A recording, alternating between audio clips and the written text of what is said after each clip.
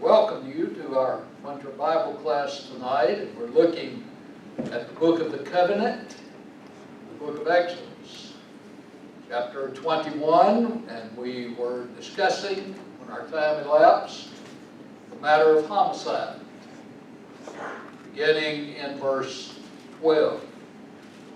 He who strikes a man so that he dies shall surely be put to death. That's the general law.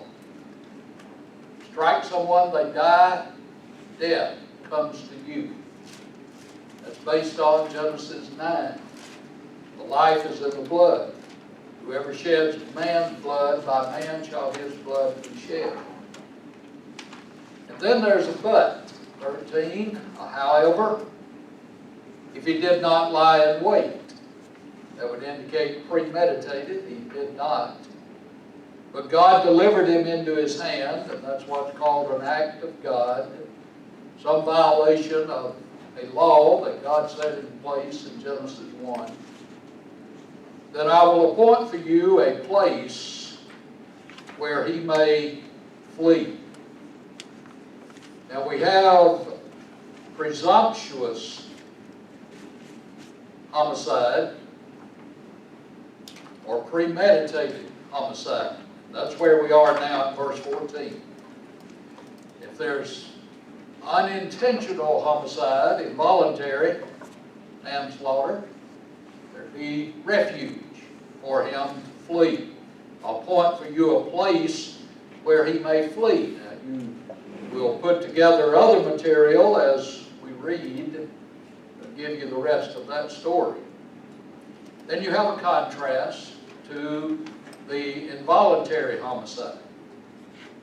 But if a man acts with presumption, acts presumptuously, New King James, if a man acts with premeditation.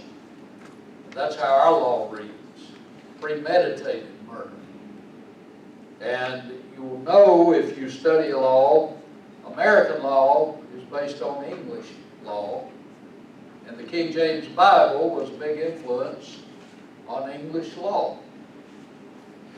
If you go to colonial Williamsburg and go through the settlement, there is a man there who is the lawyer. And you can go, when we went, upstairs in the house and converse with him. And they're in that time setting, in their frame of reference. You can talk to him about English law. Blackstone is the one who wrote so much about English law that became somewhat of an authority and the one upon whom they relied for much of their English law. And then we were able to go to the courthouse for a civil trial. And they pick out about 3 people in the audience to be guilty of something or to have some presentation. And they have the judges like they would have in an English court, but of course this is colonial America. And you present your case. And I got to do one of those. I enjoyed that immensely. And deal with the judge. And you learn a lot. But it's the idea of our laws are based on English laws. And the King James Bible was a big influence. You'll see a lot of King James language in the English wording of their laws. So if a man acts with premeditation or presumptuously, and that means to boil up, to seethe, to act proudly, presumptuously, rebelliously. It's not the idea of accidental. It's the other side of that. Premeditated homicide against his neighbor, to kill him by treachery. You shall take him from my altar that he may die.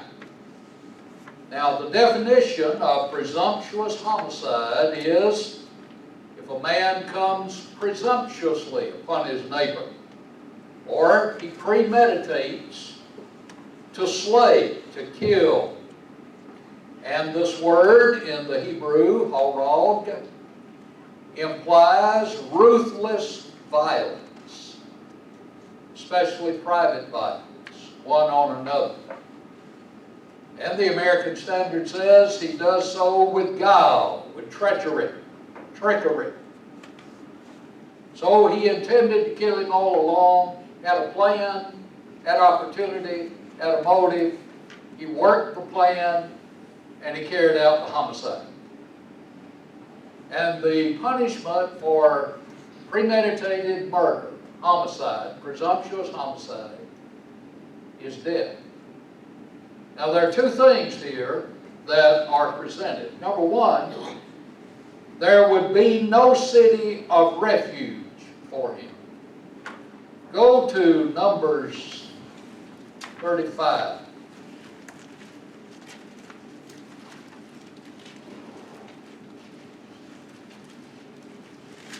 We dealt with this somewhat Wednesday night in Deuteronomy. But in Numbers 35, look beginning verse 9, and over my paragraphs here, this New King James has cities of refuge. Then Jehovah spoke to Moses, saying, Speak to the children of Israel, and say to them, when you cross the Jordan into the land of Canaan, so they'll be on the plains of Moab, they'll be going from the east of the Jordan River, over the Jordan River, and Canaan's on the west of Jordan. Then you shall appoint cities to be cities of refuge for you, that the manslayer who kills any person accidentally, that's that involuntary homicide, shall flee there. They shall be cities of refuge for you from the avenger, that's the avenger of blood, that the manslayer may not die. Now, do you have something like until? He stands before the congregation in judgment. Now, we would say he is not to be put to death until he has a trial. And of the cities which you give, you shall have 6 cities of refuge. You shall appoint 3 cities on this side of the Jordan. So if you look at your map, and you have the Jordan River coming down Palestine, and this is east, this is west.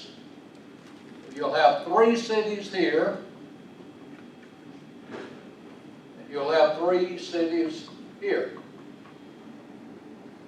Now remember, on the east of Jordan, you have Reuben, Gad, or you will have, and 1/2 of Manasseh. Then on the west of Jordan, you'll have the other 9.5 tribes. So you have 2.5 tribes over here, so they'll have 3 cities. You have 9.5 over here, and they will have 3 cities. And we noticed Wednesday night that God said if I enlarge your borders, and he would do that if they were obedient, they could add 3 more cities. So there's a possibility eventually of 9.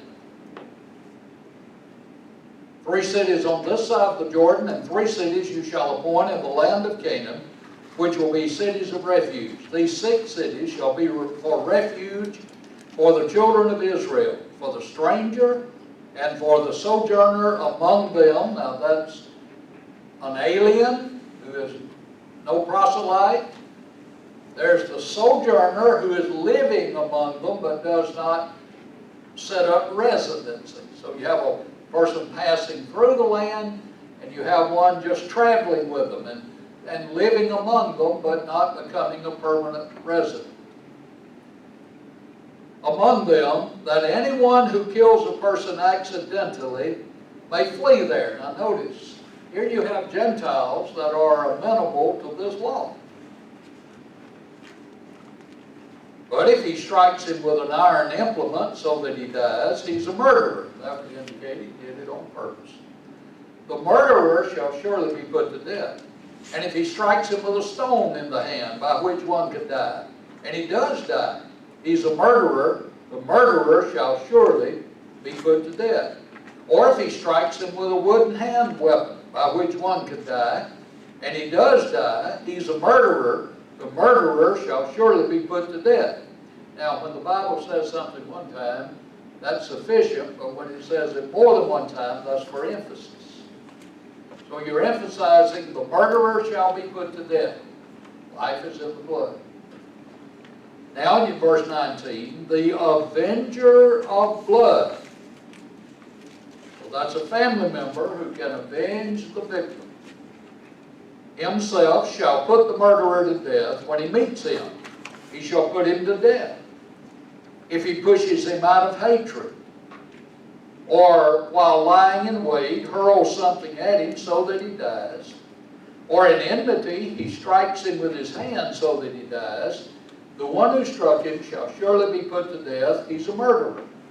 The avenger of blood shall put the murderer to death when he meets him.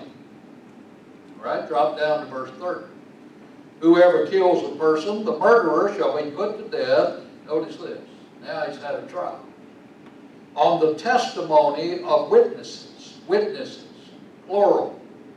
On the testimony of witnesses. But one witness is not testimony against a person for the death. So you just don't have one witness testify that this man's guilty. That won't work. That takes prejudice out of it. There has to be a plurality of witnesses. Moreover, you shall take no ransom for the life of a murderer who is guilty of death, but he shall surely be put to death. So you can't buy him out. You can't redeem him. And you shall take no ransom for him who has fled to his city of refuge, that he may return to dwell in the land before the death of the priest. So even an innocent man had to stay in the city of refuge until the priest died. And that ensured no heated member of the family, avenger of blood, would kill him anyway. He's protected. So you shall not pollute the land where you are, for blood defiles the land. And no atonement, no covering can be made for the land, for the blood that is shed on it, except by the blood of him who shed it. Conclusion. Therefore, do not defile the land which you inhabit, in the midst of which I dwell. That's why. For I, Jehovah, dwell among the children of Israel. All right, so there's no city of refuge for a premeditated murderer. He is to die. That's pretty clear, pretty straightforward. But notice there's an implication in verse 14 of Exodus 21. You shall take him from my altar. So if he flees to the altar of Jehovah, it will not serve as a place of refuge for him. Now that's a new thought. So look at Deuteronomy 19. We generally, and probably most of you have at least heard of cities of refuge. Here's the altar, Deuteronomy 19. Look at verse 11. But if anyone hates his neighbor, lies in wait for him, rises against him, and strikes him mortally so that he dies, and he flees to one of these cities, then the elders of his city shall send and bring him from there. That's called extradition in our day. And deliver him over to the hand of the avenger of blood, that he may die. Here's one that's guilty. Your eye shall not pity him, but you shall put away the guilt of innocent blood from Israel, that it may go well with you. All right, let's look at an example. Go to 1 Kings 2.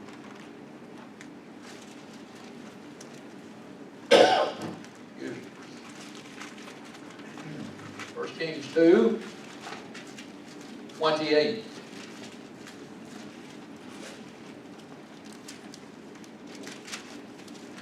Then news came to Joab, for Joab had defected to Adonijah, though he had not defected to Absalom. So Joab fled to the tabernacle of Jehovah and took hold of the horns of the altar. All right? He didn't have to go to the city of refuge. He could go to the tabernacle. Grab the horns. And King Solomon was told, Joab has fled to the tabernacle of Jehovah, there by the altar. Then Solomon sent Benaiah, the son of Jehoiada, saying, Go strike him down. So Benaiah went to the tabernacle of Jehovah and said to him, Thus says the king, Come out. And he said, No, but I will die here. And Benaiah brought back word to the king, saying, Thus said Joab, and thus he answered me. Then the king said to him, Do as he has said, and strike him down, and bury him. Notice, that you may take away from me and from the house of my father the innocent blood which Joab shed. So Jehovah will return his blood on his head, because he struck down 2 men more righteous and better than he, and killed them with the sword. Abner, the son of Ner, the commander of the army of Israel, and Amasa, the son of Jether, the commander of the army of Judah, though my father David did not know it. Their blood shall therefore return upon the head of Joab, and upon the head of his descendants forever. But upon David and his descendants, upon his house and his throne, there shall be peace forever from Jehovah. So Benaiah, the son of Jehoiada, went up and struck and killed him, and he was buried in his own house in the wilderness. So a premeditated murderer cannot have a place of refuge, neither a city nor the horns of the altar. He must die. That's the death for premeditated murder. Questions or comments? See, this is case law. You're just moving through various what-if cases. If this happens, here's the punishment. Questions or comments? Right in verse 15, you have the ordinance concerning striking. That word means to smite with a single non-fatal blow and kill him. Striking a parent. And he who strikes his father or his mother shall surely be put to death. Right? This would equally apply to smiting a father or a mother. One writer said, the severity of the law is very remarkable and strongly emphasizes the dignity and authority of parents. And the 10 word was?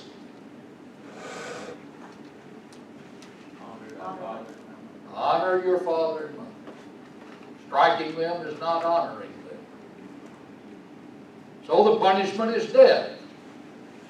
Exodus 20 and 12 is that 10 word.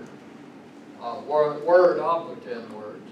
That would be violent. So don't hit your folks. Now they wouldn't have to kill but 1 or 2 of these kids. And this basically would imply a grown person probably. Because most of the rest of them get the message, don't you think? If a sentence is executed speedily, Solomon will say, it will be a deterrent. Don't get on my soapbox about appeals. Any questions or comments? Verse 16, ordinances concerning kidnapping. You have parallel thoughts in Deuteronomy 24:7. He who kidnaps a man and sells him, or if he is found in his hand, shall surely be put to death. The man, word man there is ish. A man as an individual or a male person, often used as an adjunct to a more definite term. In Deuteronomy 24:7, Ani is from the word nephesh, by which both man and woman are intended. So if you look at Deuteronomy 24:7,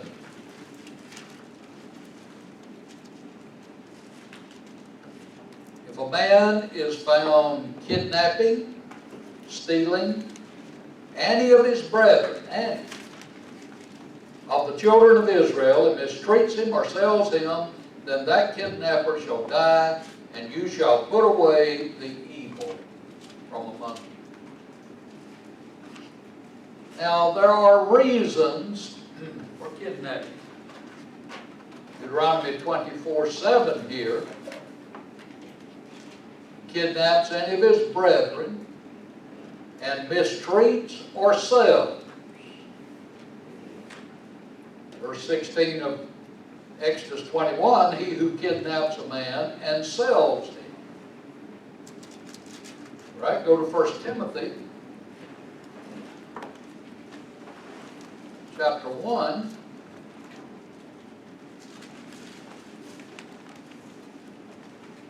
Verse 10,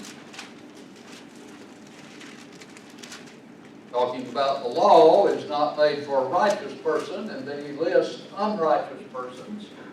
And in verse 10, he includes kidnappers, men stealers.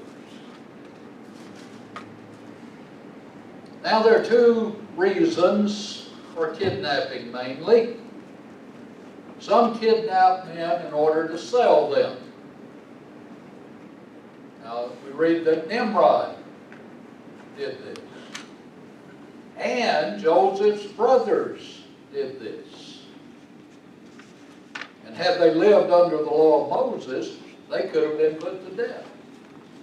Should have been put to death if they lived under the law of Moses. Second, some kidnap men in order to use them for themselves. The American Standard Version deal with him as a slave. So they made slaves out of him.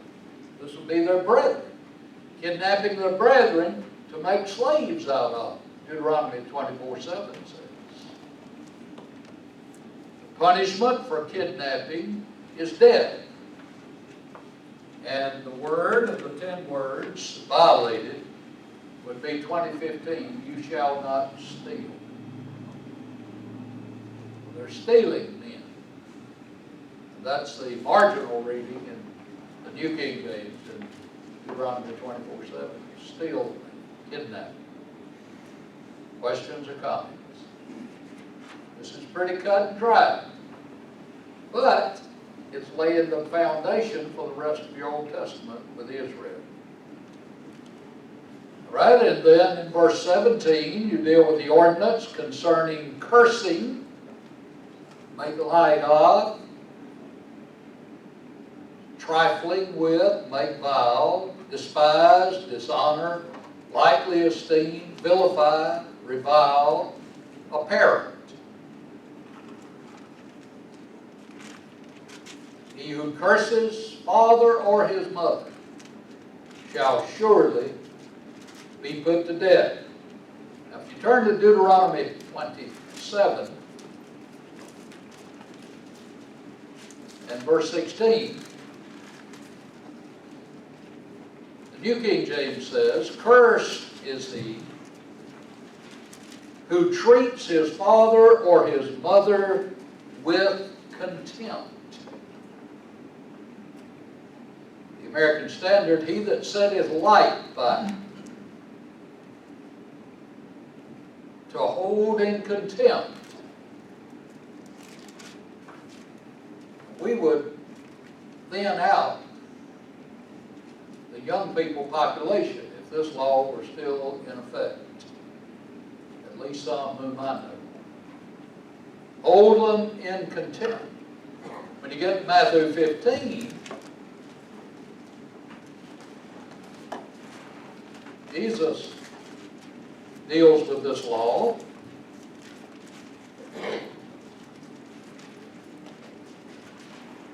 gotten on him for his disciples not ceremonially washing their hands when they ate bread. Beginning in verse 3 of Matthew 15, he answered and said to them, "Why do you also transgress the commandment of God? Because of your tradition. For God commanded, saying, Honor your father and your mother, and he who curses father and mother, let him be put to death. But you say, Whosoever says to his father or mother, Whatever profit you might have received from me as a gift to God," Corbin, "then he need not honor his father or mother. Thus you have made the commandment of God of no effect," look at it, "by your tradition." Hypocrites. Well, did Isaiah prophesy of you, saying, "These people draw near to me with their mouth and honor me with their lips, but their heart is far from me. And in vain they worship me, teaching as doctrines the commandments of men. Out of the abundance of the what? The mouth speaks." All right, look at verse 8, go backwards. "Their heart is far from me." So they draw near to me with their mouth and honor me with their lips, and that's hypocritical, because their heart is far from me. So what they're speaking is not what they believe. See that? So he calls them hypocrites, applying Isaiah's prophecy to them. Whoever speaks evil of, the American Standard, father or mother. And this was money that was supposed to be used to take care of the fathers and mothers, and they would say, "It's Corbin, it's a gift to God," and they'd keep the money for themselves, saying they were dedicating it to God. They didn't dedicate it to God, they just wanted to get around giving it to their parents, taking care of their parents. Now this offense implies a deliberate and persistent rebellion, opposition to parental authority. And notice the company these kind of people keep. Look at Romans 1. Look at verse 30.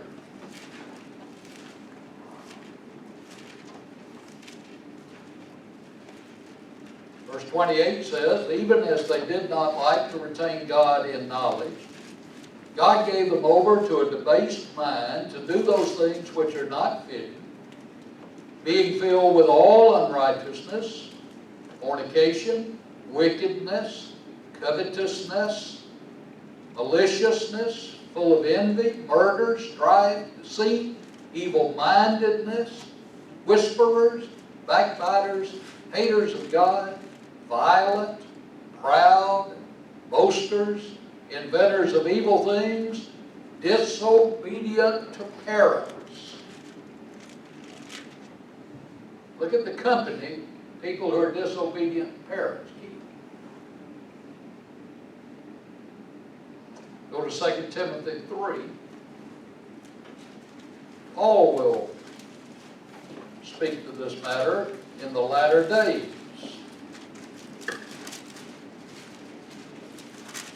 2 Timothy 3:1 again. "But know this, that in the last days perilous times will come.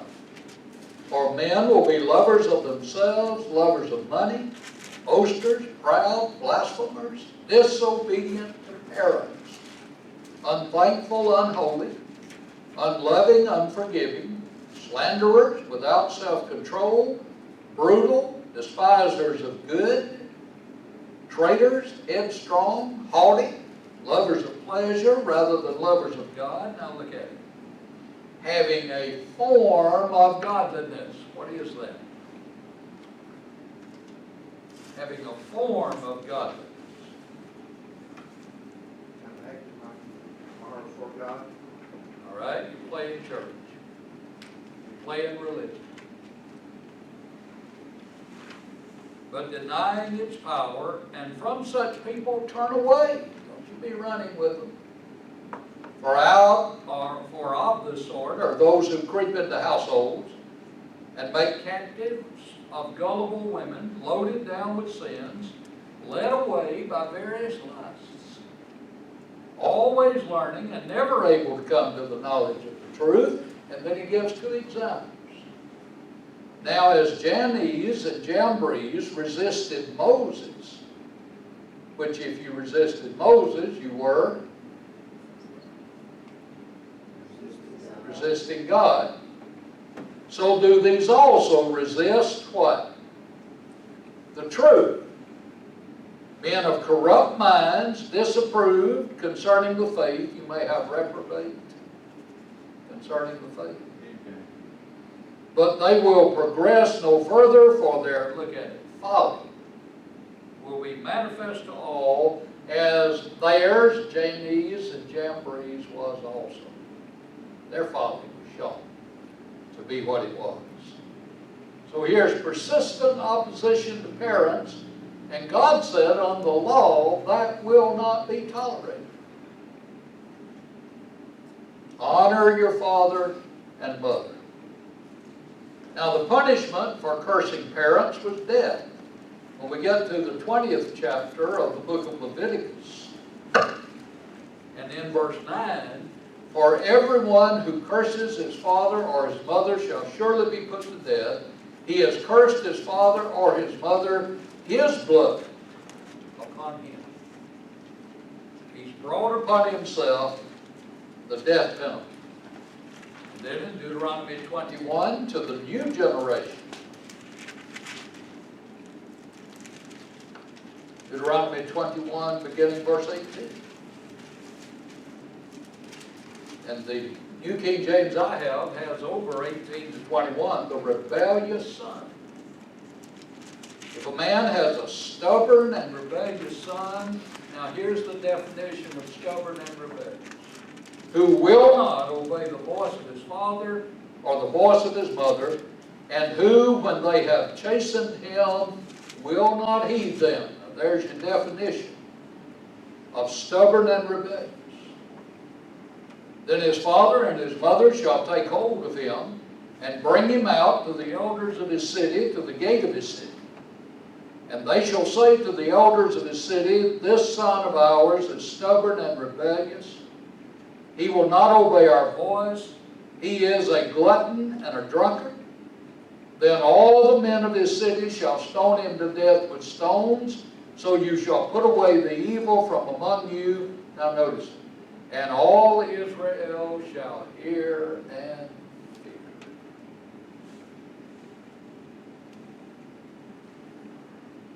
I'm telling you that would stop it if they carried it out consistently. One writer said, it is assumed by many modern psychologists that children and parents ought to arrange an equitable situation by which all have equal authority and are permitted to articulate self-created ideas. Then he commented, such a concept is not only against biblical principles, but in the long run turns out to be impractical. All society must have norms of authority. There must be subjugation of some kind. A lack of respect for parental authority will ultimately lead to anarchism in society generally. Look at that, mark that.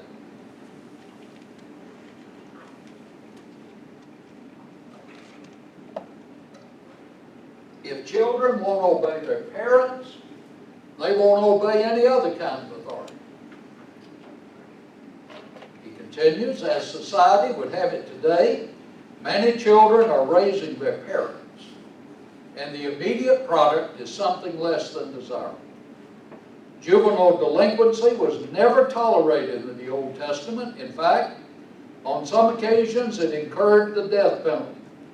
In Oriental societies, the handling of incorrigible and disobedient youth has always been severe discipline.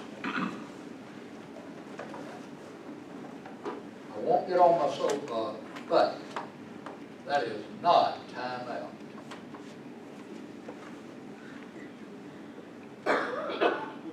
God said, you stop this. Don't tolerate it. And I've seen parents who say to children, seems like 400 times, now if I have to tell you again,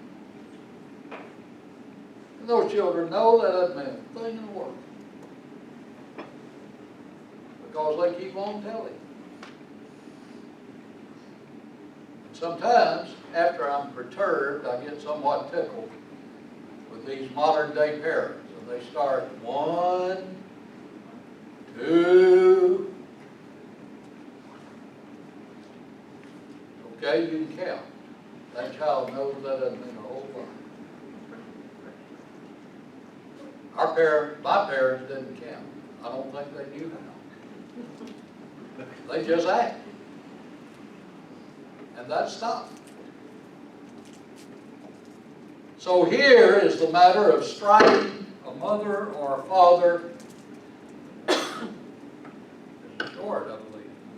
Striking a mother or father and the consequences thereof. What's involved in that? Questions or comments? All right, in verses 18 and 19, you have the ordinance for severe assault. You have a definition of assault, verse 18.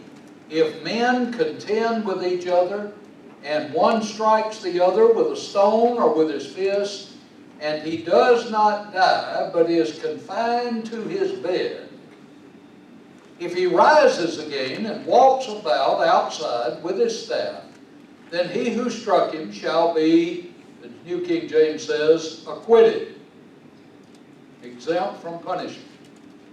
He shall only pay for the loss of his time, and shall provide for him to be thoroughly healed. So the definition of assault is men contend with one another. I'll call means to smite. One smites with a single non-fatal blow. The other with a stone or with his fist. Verse 18 implies degrees of assault. He does not die, but he keeps his bed. It hurts him enough he has to go to bed. So he's not working. He's not able to produce. Now our law has degrees of striking people. Degrees of assault. You can go from whatever the law says, wherever the state is, something like simple assault, on up the spectrum. And the determination concerning the guilty is, does the victim recover? Then the guilty is acquitted, exempt from punishment as far as death is concerned. He's made clean. But he shall pay the victim for the loss of his time and make sure the victim receives the necessary care to fully recover, to be thoroughly healed, to stitch him up, to mend him. Now, what the Good Samaritan did to the man on the road was what the priest and Levite should have been held guilty, or what the robbers should have been held guilty to do for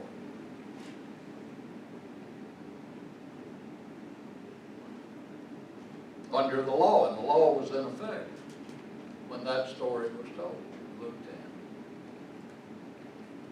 10. And we have laws, supposedly, that you are to recompense people if you injure them. Pay a fine, pay their injuries. We call it awarding a settlement against someone. So you are held accountable, but you're not put to death. Here is simple assault or assault on someone, but you didn't kill him and you didn't injure him permanently. Questions or comments? In 20 and 21, you have the ordinance for killing a slave. If a man beats his male or female servant with a rod so that he dies under his hand, he shall surely be punished. The definition of homicide is to beat the slave with a rod so that he dies.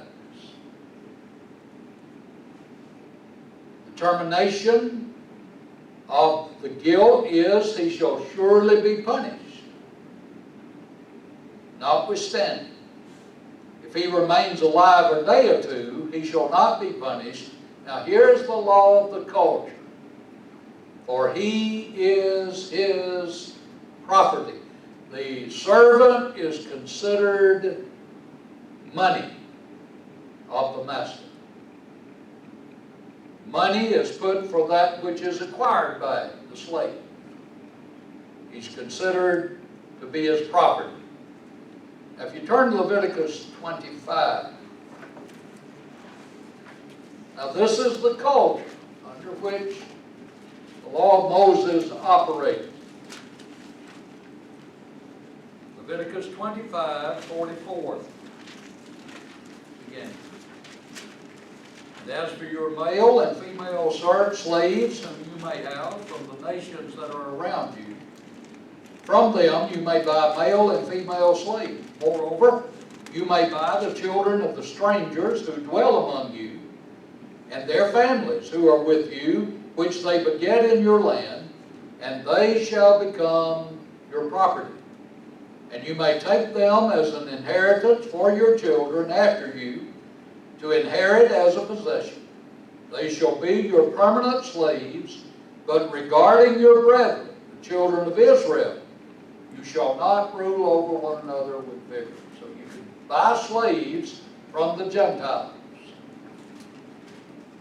and from the proselytes at the gate, stranger that's sojourning among them. And in that society, slaves were considered property. So what God is doing is trying to develop a nation that's holy. And holy people don't beat slaves. But it would take time to work through that situation of the culture itself in getting Israel to practice this law. That would lead them to treat people correctly. So we'll come across, you shall love your neighbor as you love yourself. You don't mistreat yourself. Paul would argue in Ephesians 5. If you love your neighbor, you won't mistreat your neighbor. But it had to be a gradual moving of the thinking of the people to change the kind of activity that was condoned in society. Questions or comments? In 22 to 25, you have the ordinance for assault producing premature birth. If men fight and hurt a woman with child so that she gives birth prematurely, yet no harm follows, he shall surely be punished accordingly as the woman's husband imposes on him, and he shall pay as the judges determine. Right? Notice the assault. Men strive together. They hurt a woman with child so that her fruit, the child, is born. Premature birth. And in this case, now you have here a woman with child. But that word, yaled, is plural, children. which may cover multiple births. Or it may be used to cover male or female child. We'll have to get to heaven to ask. The assessment is the child is born, but no harm follows to the woman or the child. The accountability comes that he shall be fined the amount determined by her husband and the judges would enforce the fine here. And you see the criminal court system functioning that Jethro recommended to Moses in Exodus 18, 21 to 26. Choose out these righteous men to be judges. So here you have the civil court system in Israel. Questions or comments? All right, 22 to 25, you have assault producing harm. But if any harm follows, then you shall give life for life. So men strive together, and they hurt a woman with child, and harm follows. Notice, both mother and child are protected.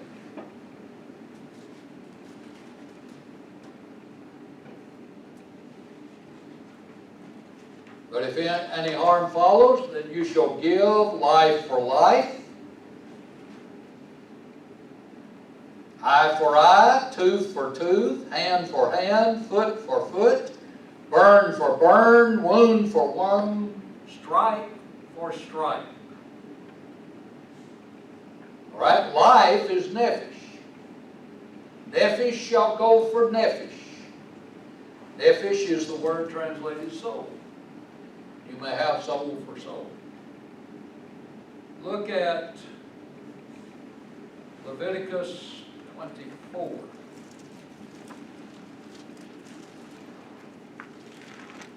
Verse 19.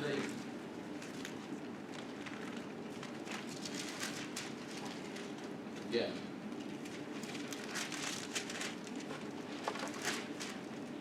If a man causes disfigurement of his neighbor, as he has done, so shall it be done to him. Fracture for fracture, eye for eye, tooth for tooth. As he has caused disfigurement of a man, so shall it be done to him. Life shall go for life. Deuteronomy 19.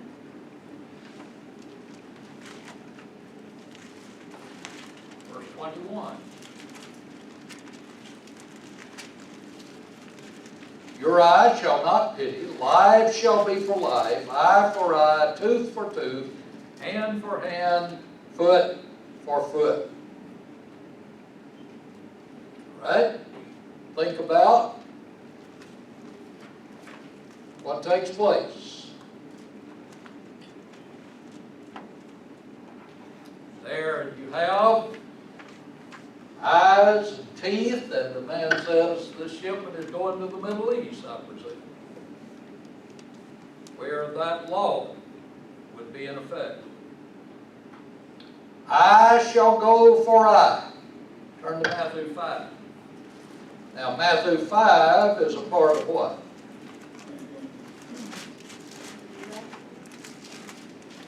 The chapter. Only the first 12 verses, so if you added Sermon on the Mount, which I believe to be the background for the New Testament. In Matthew 5:38, you have heard that it was said, an eye for an eye and a tooth for a tooth. All right, where was that said? Who said, where is right back here? Under the law. That's what the law said. So you have Jesus quoting the law and then expanding on it. Jesus said, I'm going to teach you a better concept so that you don't get into these kinds of situations. Tooth for tooth, hand for hand, foot for foot, burning for burning, wound for wound, strike for strike. Now, this is called the lex talionis. That's Latin. The Latin word talis means such like. It gives us the English word retaliate, which means to pay back in kind. Lex is law. So the lex talionis, the law of retaliation, was a principle that kept people from taking revenge and requiring, look at it, more punishment than the crime demanded, as it were killing a mosquito with a candle, which is a pretty good illustration. So the lex talionis said the punishment should fit the crime. It shouldn't be more severe than the crime itself. So you have the law of retaliation. Any questions or comments?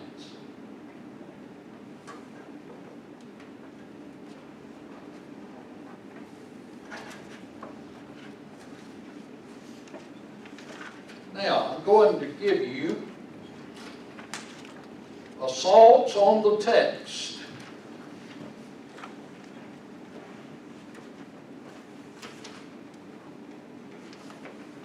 And this is similar to what you're telling me Edersheim is doing in his book. You think you can? They're notorious for losing pages. Thank you.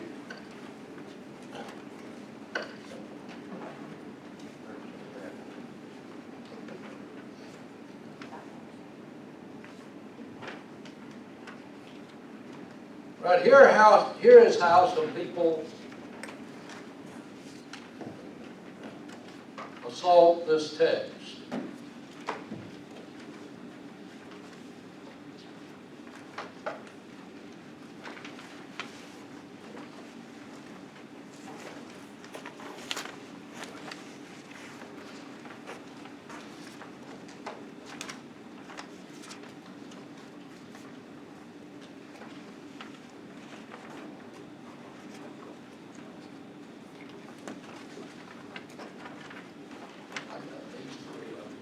That's being a servant. Thank you. Everyone have up what you want of this quote?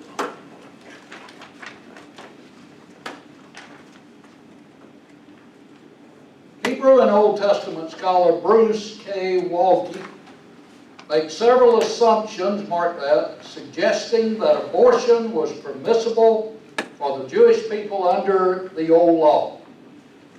He further adds that no scripture exacts a fetus for a fetus.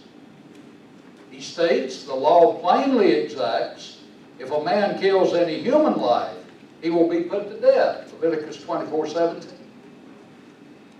But according, he says, to Exodus 21:22-24, which we've just covered, the destruction of fetus is not a capital offense because it wasn't mentioned, fetus for fetus.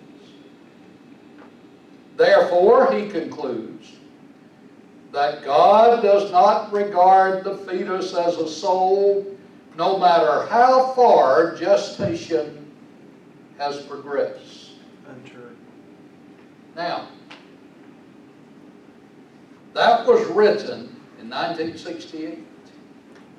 That's as modern in the thinking of people in our society as it was in 1968, if not more so.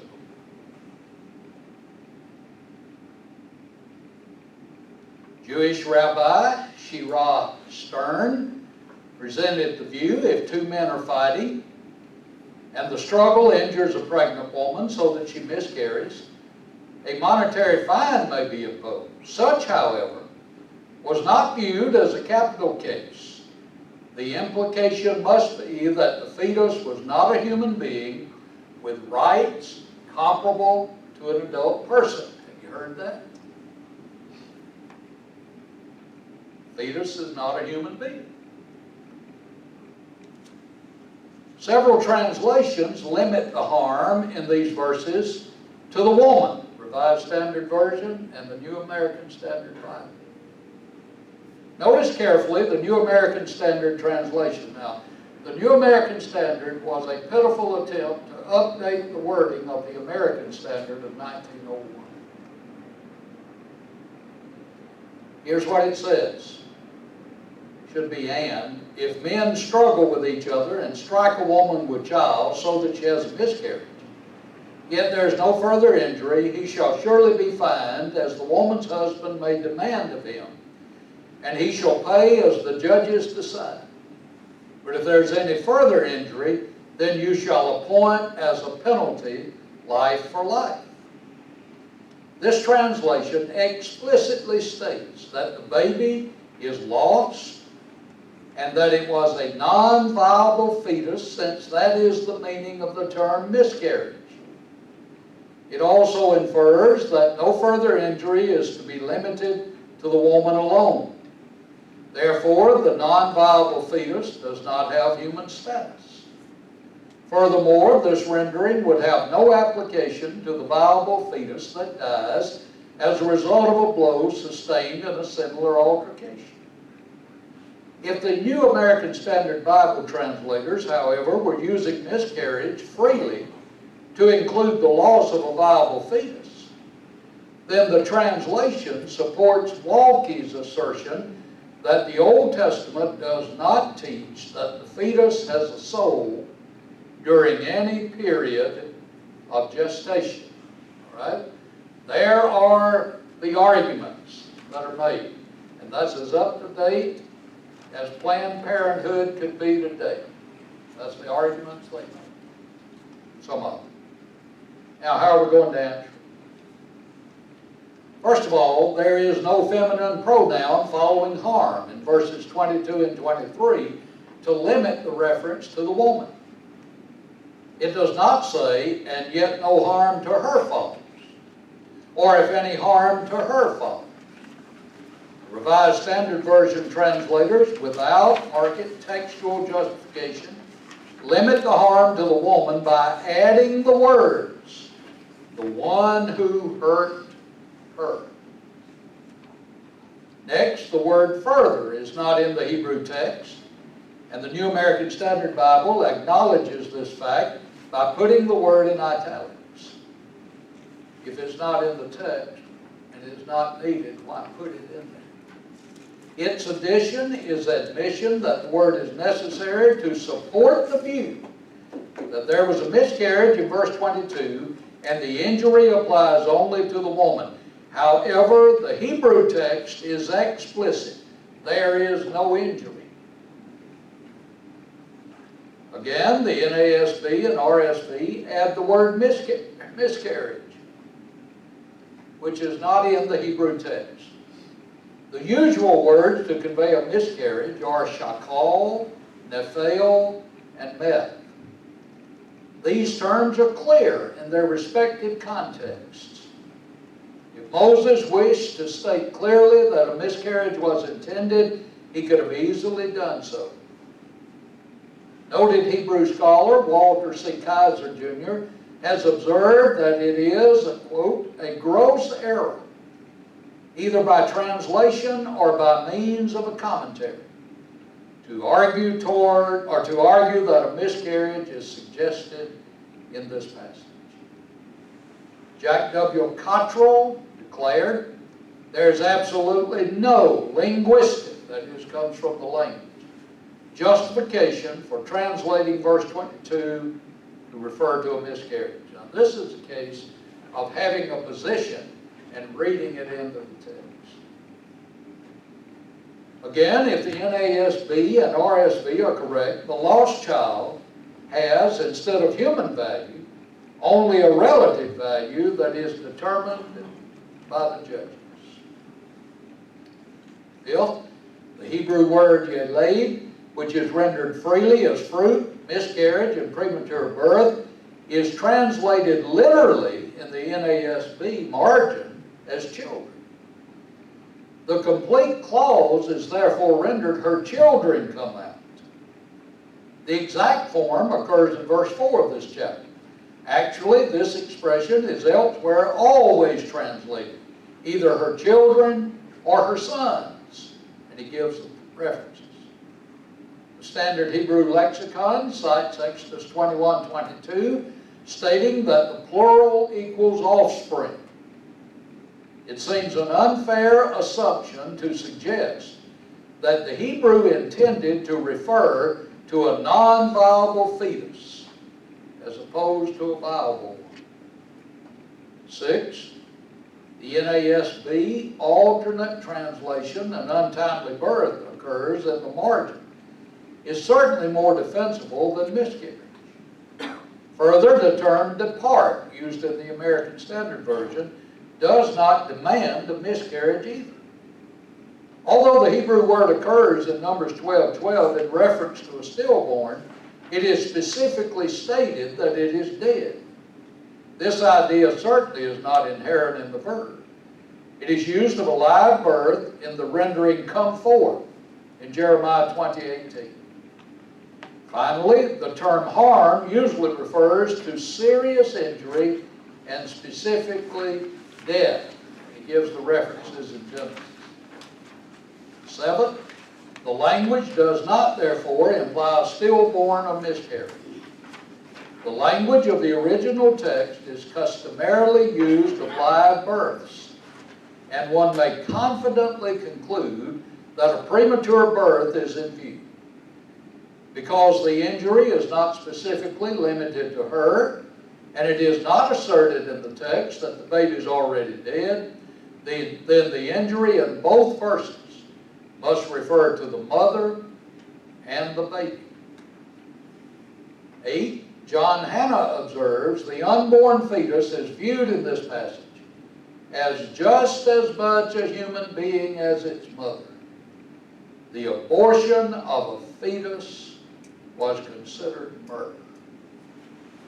Now there you see how people try to misuse the Bible to sustain murdering a child in the womb because it's not a viable human. And generally what you hear with some is it's a blob of tissue. But the Bible teaches that the fetus in the womb is a life.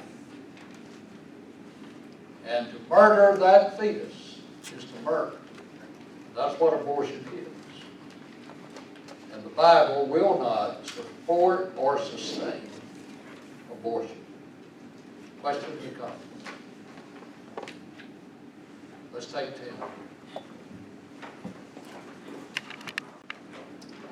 In 21, 26, and 27, we have ordinances for the assault on slaves. Verse 26, if a man strikes the eye of his male or female servant and destroys it, he shall let him go free for the sake of his eye. Right? You destroy the man's eye, then you lose the servant.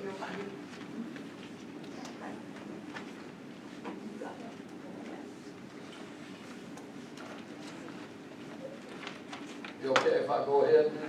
Okay. Oh, you do that. Whatever you do. In fact, I can move you around some of these other people that might need to keep it straight too.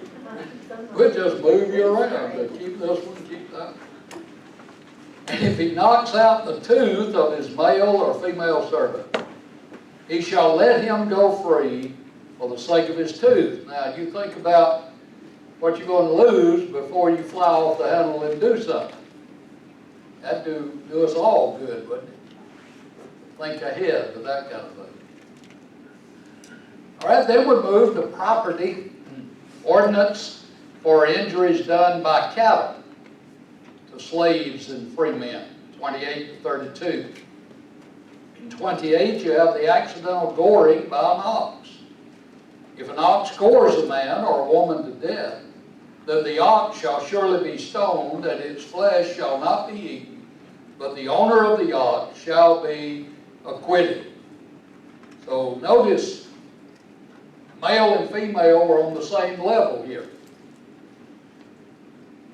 The ox is stoned, but you can't have the meat. And the reason probably, Genesis 9:5, is it would not be bled properly. And it would be unclean under the law, probably. But the owner of the ox is held innocent. But then if he was negligent, 29 to 31, but if the ox tended to thrust with its horn in time past, and it's been made known to his owner, and he has not kept it confined, so that it's killed a man or a woman, the ox shall be stoned, and its owner also shall be put to death. So the owner has been negligent. And he's been told about it. He's been derelict in his duty, been made aware of this danger, but he did not hedge the hog of the ox in. As we would say, build a fence or build a pen. He didn't do that. So he gored someone, a man or a woman, and that person died. So the ox shall be stoned, and the man, the owner, shall be put to death. If there's imposed on him a sum of money, then he shall pay to redeem his life whatever is imposed on him. So he might have a cofer, a ransom, placed on him. He shall give the redemption price for his life. Whether it is gored a son or gored a daughter, according to this judgment, it shall be done to him. Now, we don't generally, I don't think, deal with oxen that gore people as much today as maybe that was in the past. But I see a parallel when we hear about somebody's dog attacking someone, and that dog was known to be aggressive, and the owner was derelict. And the owner should be held accountable. And notice, here, you could stone him to death. This is how serious life was to be considered. If the ox gores a male or female servant, he shall give to their master 30 shekels of silver, and the ox shall be stoned. All right, so the slave is valued at 30 shekels of silver. Now that's an interesting price. Turn to Zechariah chapter 11.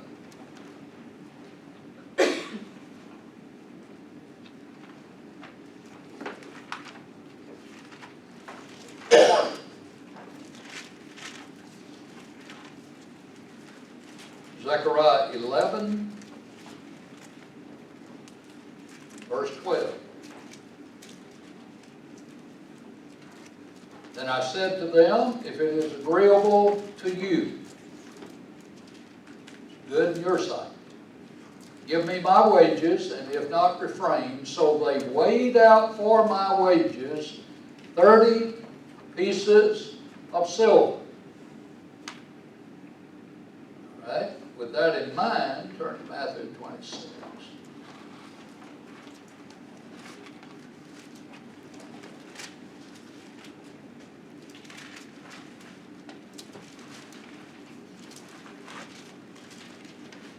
Beginning verse 14. Then one of the 12, called Judas Iscariot, went to the chief priest and said, what are you willing to, now, if you mark in your Bible, what are the next two words? Give me. Now that's the same attitude as whom? The younger son before he left home. What are you willing to give me? If I deliver him to you. Notice, and they counted out to him 30 pieces of silver. And you may very well have a reference to Zechariah 11:12. Go to Matthew 27. Verse 3, then Judas, his betrayer, seeing that he had been condemned, was remorseful. The King James says repented. And there's the idea of regret. And brought back the 30 pieces of silver to the chief priests and elders. Drop down to verse 9. Then was fulfilled what was spoken by Jeremiah the prophet. And they took the 30 pieces of silver, the value of him who was priced, whom they of the children of Israel priced, and gave them for the potter's field, as the Lord directed me. Then turn to Exodus, this is Exodus 21:28. Now, 30 pieces of silver for a slave. That's how much Judas got for Jesus. Under the law, if the ox gored the slave, 30 pieces of silver. So the price of a slave is what Judas got for Jesus. So if you know this in Exodus 21, it makes Zechariah's prophecy and then the fulfillment or the application of Matthew 26 have some more meaning to it. It wasn't just an arbitrary amount of money that the chief priest offered. What was the shekel, No, it was a weight. 50 shekels equals so-and-so, which is $27 coming in her Bible. It equals a girah, I believe. I know. It's a measurement of weight. And we cannot, the weights and measures in your Bible will give a suggested equivalent. But remember, that's an approximation because we don't really know how much a shekel weighed. The Bible will say it was the shekel of the sanctuary in valuing people. So whatever that weight of measure was used in the sanctuary is what they used. They knew, but it's nowhere defined in equivalent terms to our terminology that I know about. That's a good guess as to what it probably was. It's believed that it was a little less than a half ounce. By some scholars. Depends on who you read. It was a weight. That's what we need to know. It was a weight by which they measured and paid. And they knew exactly how much it was. And we'll get to heaven and ask.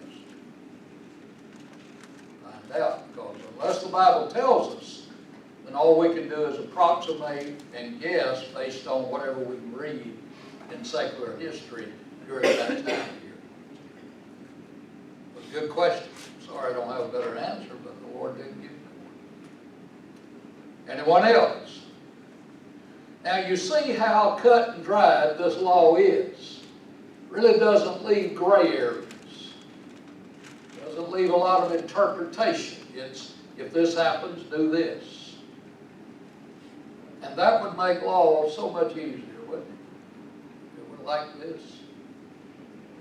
If you don't ever have anything else to do, just pull down the annotated code of Tennessee. Just read the law books.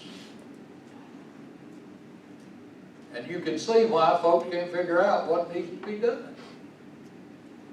Our traffic code in Georgia, we had a certain number. If you violated that, that was a number, but you had all kinds of additions to it that had been adjudicated in court, and this addition had been put on there. So often we were sitting in the car with the code book trying to figure out if we had a charge, and if we did, what it ought to be. Get it on the warrant correctly. And sometimes our clerks were very helpful in getting wording correctly.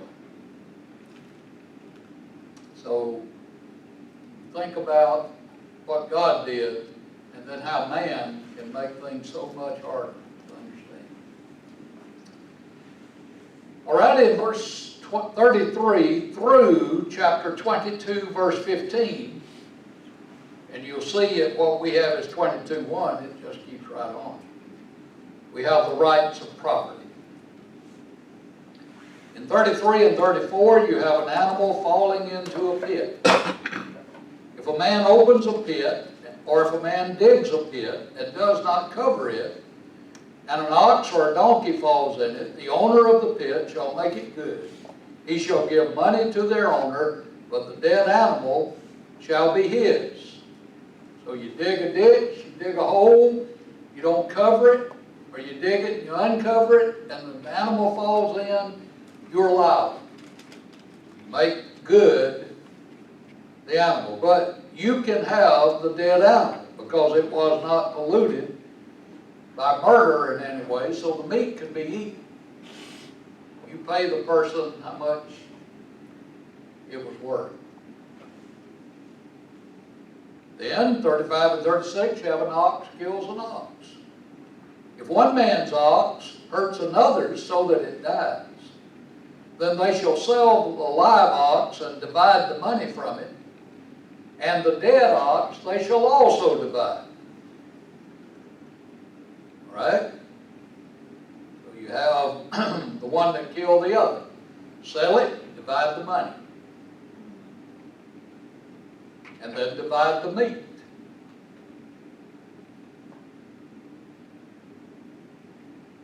Verse 36, or if it was known that the ox tended the thrust in time past, and its owner has not kept it confined, he shall surely pay ox for ox, and the dead animal shall be his own. So you buy the ox that died, basically. So you would pay equal price for that ox that your ox killed, because you didn't keep your ox put in it. You're liable. One writer said in verses 35 and 36 is another example of rough justice, out of which have developed all the laws and regulations of modern life about road accidents with automobiles, mad dogs, and all the complicated contents of those learned volumes seen in every lawyer's bookshelf upon the law of torts. They're founded on the belief that a man is answerable for the natural and probable consequences of his acts. That is, such consequences as a reasonable man in his place should have foreseen as probable. So if you're studying law, you will study a section on torts. You'll have to deal with torts. Another said, that which we are taught by these laws is that we should be very careful to do no wrong, either directly or indirectly. And that if we've done wrong, we must be very willing to make satisfaction and desirous that nobody may lose by us. Now you think about that mindset. That means I'll go the extra mile if I've harmed you in any way, to try to see that you don't lose because of what I caused to be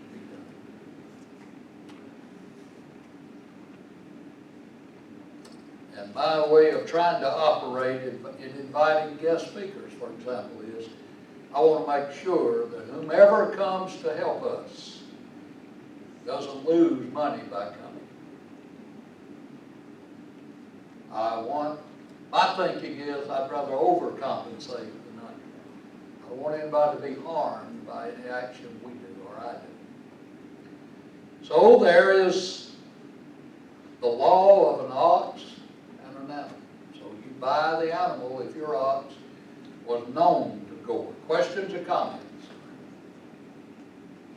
The first 4 verses of 22, as we have it, are laws concerning theft. Now this goes back to Exodus 20:15. You shall not steal. If a man steals an ox or a sheep and slaughters it or sells it, he shall restore 5 oxen for an ox and 4 sheep for a sheep. If the thief is found breaking in and he struck so that he dies, there shall be no guilt for his bloodshed. That's a lot different from our law.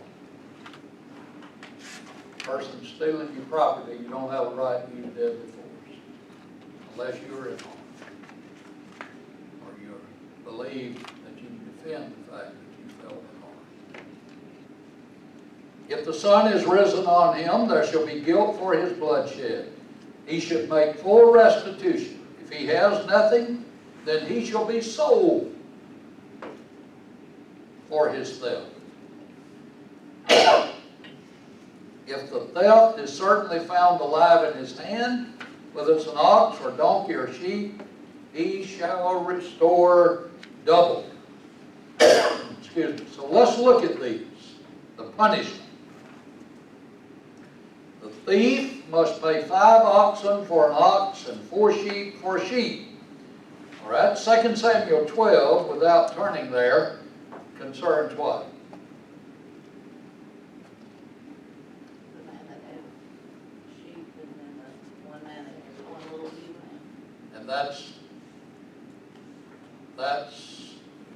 who going to whom? Nathan going to David. 2 Samuel 11 and 12 is David's sin with Bathsheba. Very good, thank you. Go to 12:6, 2 Samuel. See, David is the judge and the king, the law keeper. So it's brought to his court to adjudicate. Let's just start. Let's read the context. Verse 1, Jehovah sent Nathan to David. Nathan occupies what office? Prophet. He's a prophet. And he came to him and said to him, so his preacher comes to him. There were 2 men in one city, one rich, the other poor. The rich had exceedingly many flocks and herds, but the poor had nothing except one little ewe lamb, which he had bought and nourished. And it grew up together with him and with his children. It ate of his own food and drank from his own cup and lay in his bosom, and it was like a daughter to him. I think that goes a little far, but some folks with pets would agree. And the traveler came to the rich man, who refused to take from his own flock and from his own herd to prepare one for the wayfaring man who had come to him. But he took the poor man's lamb and prepared it for the man who had come to him. Now David's listening as the judge. If you don't think judges are human, you watch them sometimes when they're hearing a case that hits close to home. So David's anger was greatly aroused against the man. And he said to Nathan, as Jehovah lives, the man who has done this is a son of death, literally. And he shall restore, now look at it, 4-fold, because he did this thing, and because he had no pity. David said, if I had my way, apart from the law, I'd put him to death. But here's what the law says. So restores 4 for the 1. Go to Proverbs 6.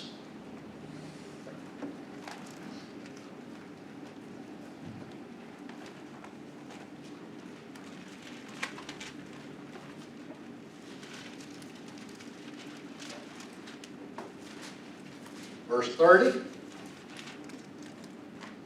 people do not despise the thief if he steals to satisfy himself when he's starving. Most of us would say, you can have it. You need it more than I. Yet when he is found, he still must restore, and here the law, according to Solomon, was 7-fold. He may have to give up all the substance of his house.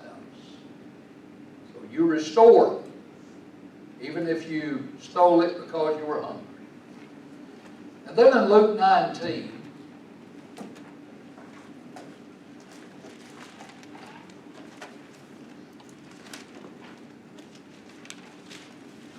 Jesus went home with a handicapped man.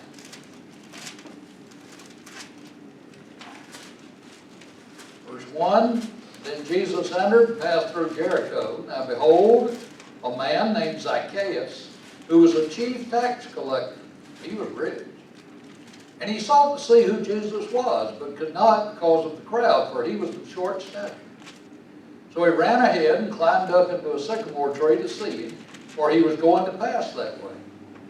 And when Jesus came to the place, he looked up and saw him and said to him, Zacchaeus, make haste and come down, for today I must stay at your house. So he made haste and came down and received him joyfully. But when they saw it, they all complained, saying, He is gone to be a guest with a man who is a sinner. Then Zacchaeus stood and said to the Lord, Look, Lord, I give half of my goods to the poor. And if I have taken anything from anyone by false accusation. Now that's worded in the original in a way that says, since I have taken, since it is the case that I have done this, I restore fourfold. Look at Zacchaeus' response. Here you see a man who changed his heart. So the thief must pay 5 oxen for an ox, 4 sheep for a sheep. Now, if the thief is caught breaking in and killed, the owner is not held guilty. Look at Job 24.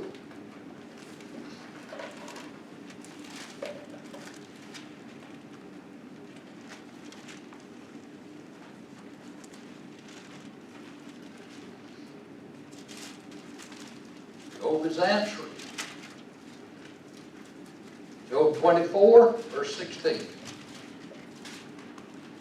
In the dark, they break into houses which they mark for themselves in the daytime.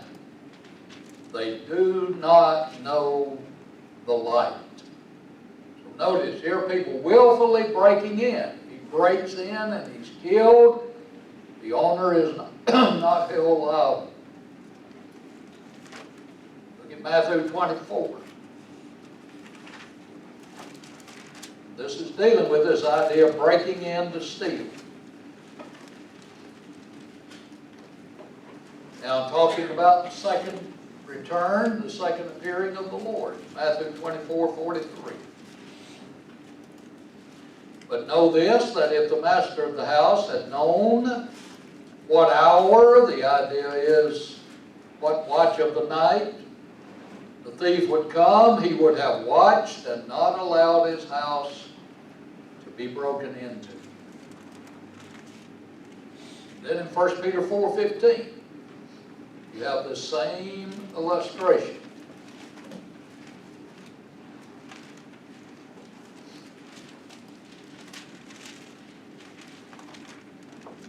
But let none of you suffer as a murderer, a thief, an evildoer, or as a meddler, busybody in other people's matters. Don't suffer as a thief, either by having to repay or being put to death. Don't suffer. In other words, don't be a thief. So some believe that this breaking in took place at night. 22:2 does not mention the nighttime.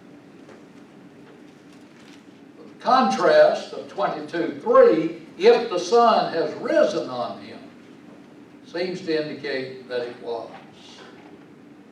The Hebrew verb indicates that the thief broke in by means of digging through the walls of a town or a house. Digging through. Hebrew verb. Now,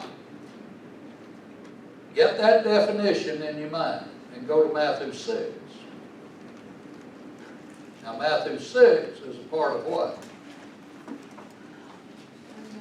Sermon on the Mount. Part of that background. Now, Jesus is dealing with, don't put your emphasis on material things on this earth. Verse 19. Do not lay up for yourselves treasures on earth where moth and rust destroy and where thieves literally dig through and steal. But lay up for yourselves treasures in heaven where neither moth nor rust destroys and where thieves do not dig through and steal. So if you know this in Exodus 22, you get Matthew 6. The law is still in effect. You get the picture Jesus is painting you. And this, under the law, affirms the right of the owner to use deadly force If he doesn't know why the intruder is coming in, now we still have that. Someone's breaking in, it's under the assumption that they're breaking in to do bodily harm. Now, you can't shoot him outside and drag him in, claim that you shot him coming in. But he's breaking in, you have the right to assume that if he's breaking in, he's doing so to do bodily harm if necessary. Otherwise, he'd knock on the door. So that's an assumption under law. All right, then verse 4, if you find the animal, if the theft is certainly found alive in his hand, an ox or a donkey or a sheep, he shall restore double. And if he does not have anything with which to make restitution, then he may be sold as a slave for his theft. See, that goes back to verse 2 of Exodus 21. If you buy a Hebrew servant, then he serves for 6 years. But think about that in view of Matthew 18.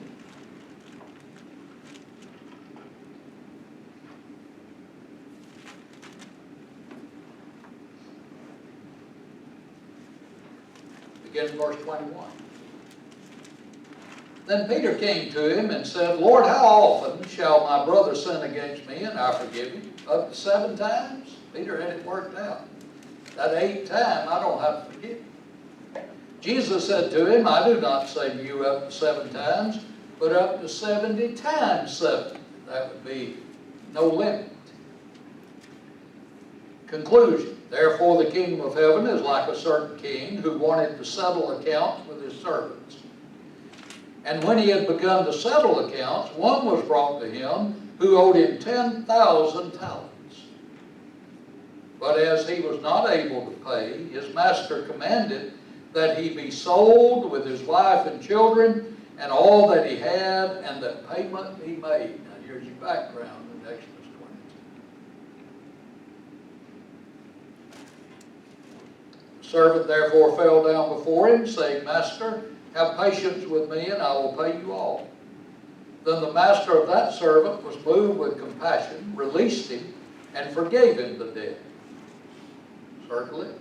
But that servant went out and found one of his fellow servants who owed him 100 denarii. Now you have 1,000 talents versus 100 denarii. 10,000 talents versus 100 denarii.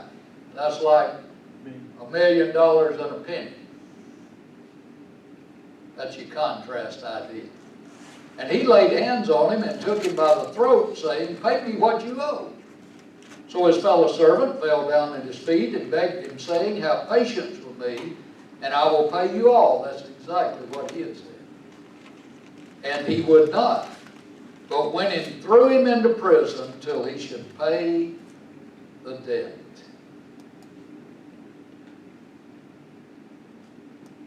Verse 34, when his master found out what the servant had done, his master was angry and delivered him to the torturers until he should pay all that was due to him.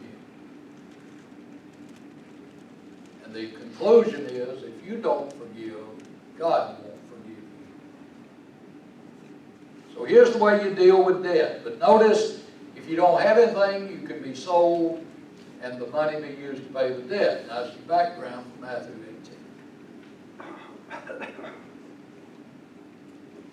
18. In number 4 on your outline, we have a subjective treatment of the text. The Revised Standard Version of the Bible places 22:3, the latter part of the verse, and 4, right after 22:1. The reason for doing this is that verse 4 deals with the same subject as verse 1. The Greek Bible gives the verses in the same order as the Hebrew Bible and most English versions, like we have. The Word Publishing Company's 1962 edition of the Revised Standard Version states in footnote J on page 67 that this is restoring the second half of verse 3 with verse 4 to their place immediately following verse 1. Now mark this. However, no authority is stated for doing so. So you want to ask these fellows, how do you know? That's where it all goes. The Hebrew Bible didn't put it there. The Greek translation didn't put it there. So by what authority are you moving? See, that's the leeway that some of these Bible people take to do what they think ought to be done. So when you see that kind of thing, you realize there's something behind this translation. You might ought to look at it again. Verses 5 and 6, the law of trespass. If a man causes a field or vine or vineyard rather to be grazed, and lets loose his animal, and it feeds in another man's field, he shall make restitution from the best, see that, of his own field, and the best of his own vineyard. If fire breaks out and catches in thorns, so that stacked grain, standing grain, or the field is consumed, he who kindled the fire shall surely make restitution.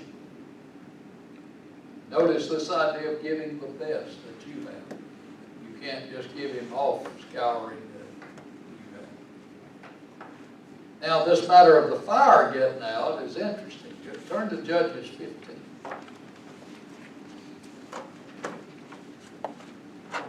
Anyone off the top of your head want to guess who's involved?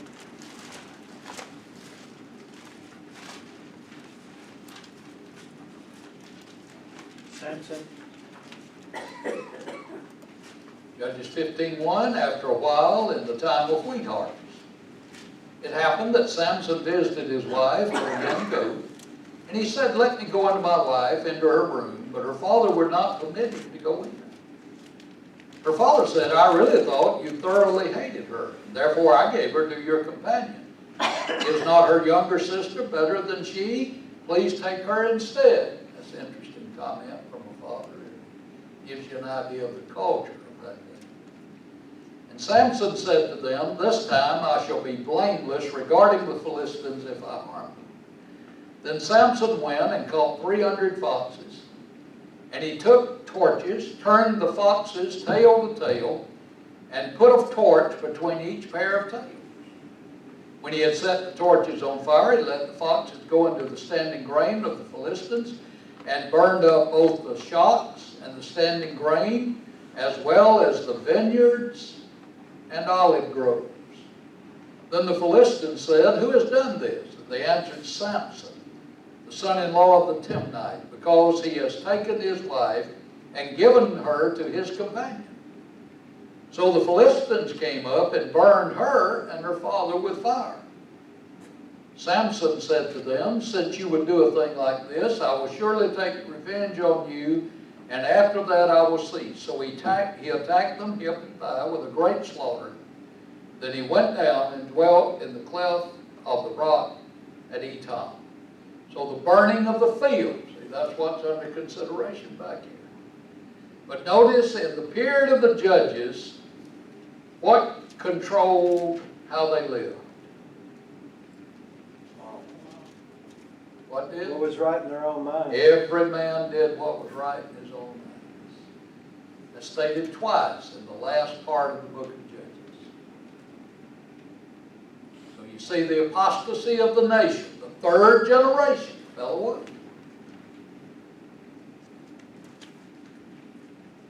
So you look at their own idea. Look at 2 Samuel 14.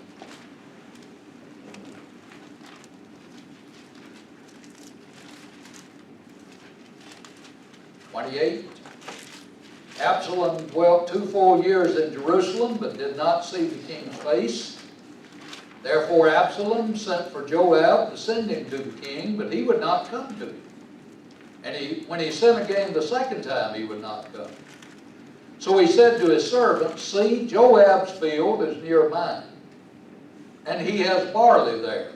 Go and set it on fire." And Absalom's servant set the field on fire. Then Joab arose and came to Absalom's house and said to him, Why have your servants set my field on fire? Notice the violation of the law. But Absalom was claiming to be king, trying to rob David, his father, of the crown. Violating the law. So, you don't set somebody's field on fire. Control your fire, your flower. 22, 7 to 13, the law of deposits. One may deliver unto his neighbor money, the American Standard, stuff, or an animal to guard.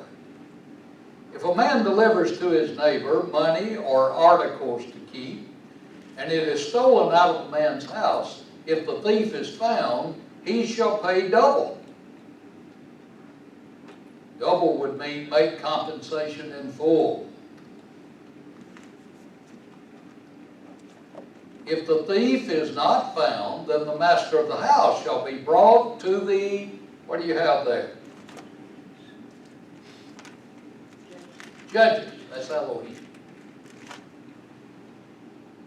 To see whether he has put his hand into his neighbor's goods. Right? He should be brought to court.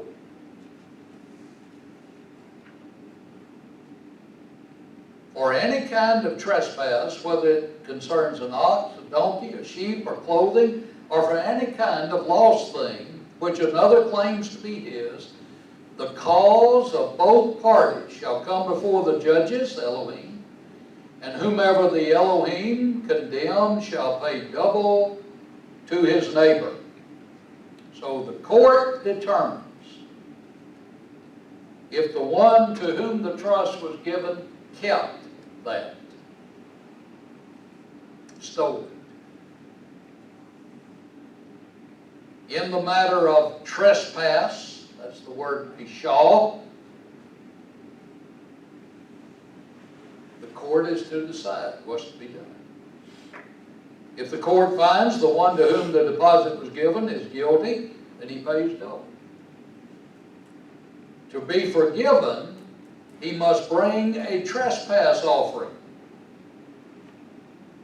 You go to Leviticus 6, 1 to 7, and you read about trespass offerings. So what would be involved in that? So you give a man something to keep for you, to guard for you. He steals it, you bring him to court. 10 to 13, the animal may die, may be hurt, or may be driven away and no one knows it.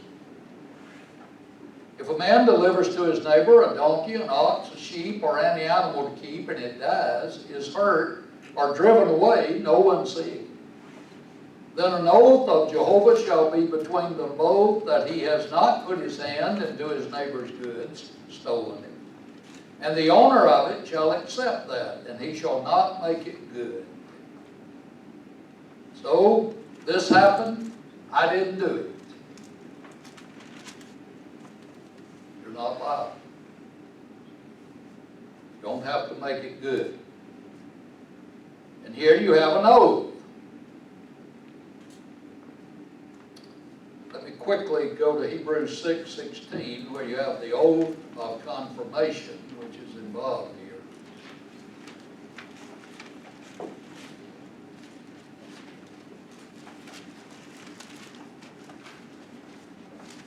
For men indeed swear by the greater, and do you have an oath for confirmation? I know the New King James does. What's the King James say? Same thing. Is for them, look at it, an end of all dispute. See, that's the way the law read. So you're dealing with Christians who are Jewish Christians, and they know the law. So the Hebrews writer uses the illustration here. Oath of confirmation. If the animal was stolen, verse 12, but if in fact it's stolen from him, he shall make restitution to the owner. If it is torn to pieces by a beast, then he shall bring it as evidence, and he shall not make good what was torn. All right, that's what Jacob said to Laban, Genesis 31:39. If you have a sheep that was torn by a beast, Jacob said, I made it good. I didn't bring it to you. In 1 Samuel 17:35, you had David keeping the sheep, and he killed, you remember, a lion and a bear that came out against the flock. So you get the idea. Wild animal could slay the flock. In Amos 3, and verse 12, thus says Jehovah, as a shepherd takes from the mouth of a lion 2 legs or a piece of an ear, so shall the children of Israel be taken out who dwell in Samaria, in the corner of a bed and on the edge of a couch. Notice the simile, the comparison. As a shepherd takes from the mouth of the lion. Well, why is he taking this from the mouth of the lion? To prove to the owner he didn't steal that animal. That animal was killed. And thus he is not liable. Our time is eroded, so we will drive a peg down here, Lord willing, and we'll take up with the law of borrow